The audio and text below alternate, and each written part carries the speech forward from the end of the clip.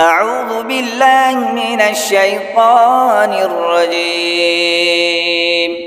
بسم الله الرحمن الرحيم. سأل سائل بعذاب واقع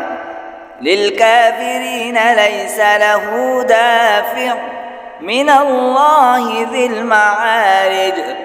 تعرج الملائكة والروح إليه في يوم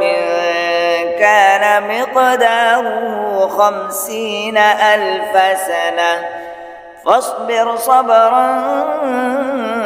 جميلا إنهم يرونه بعيدا ونراه قريبا يوم تكون السماء كالمهل وتكون الجبال كالعهن ولا يسأل حميم حميما يبصرونهم يود المجرم لو يفتدي من عذاب يومئذ ببنيه وصاحبته وأخيه وفصيلته التي تؤويه ومن في الأرض جميعا ثم ينجيه كلا إنها لظى نزاعة للشوى تدعو من أدبر وتولى وجمع فأوعى إن الإنسان خلق هلوعا إذا مسه الشر جزوعا وإذا مسه الخير منوعا إلا المصلين الذين هم على صلاتهم دائمون والذين في أموالهم حق معلوم للسائل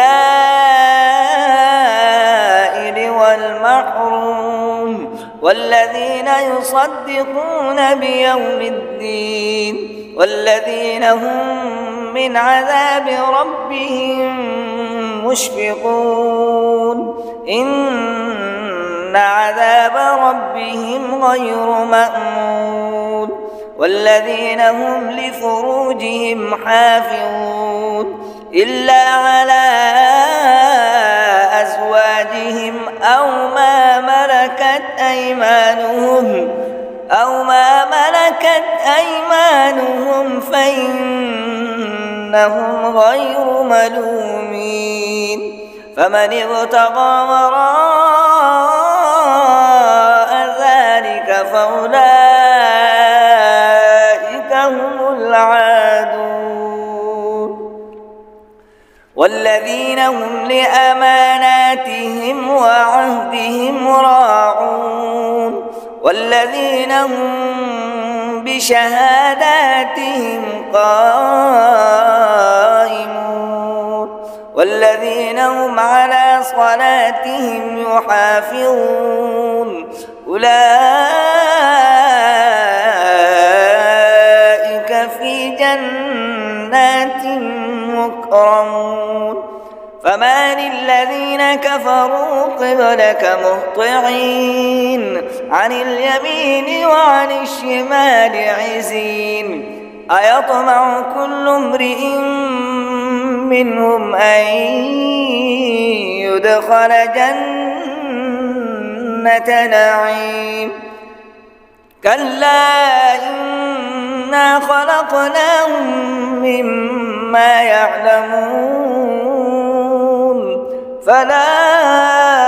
أقسم برب المشارق والمغارب إنا لقادرون على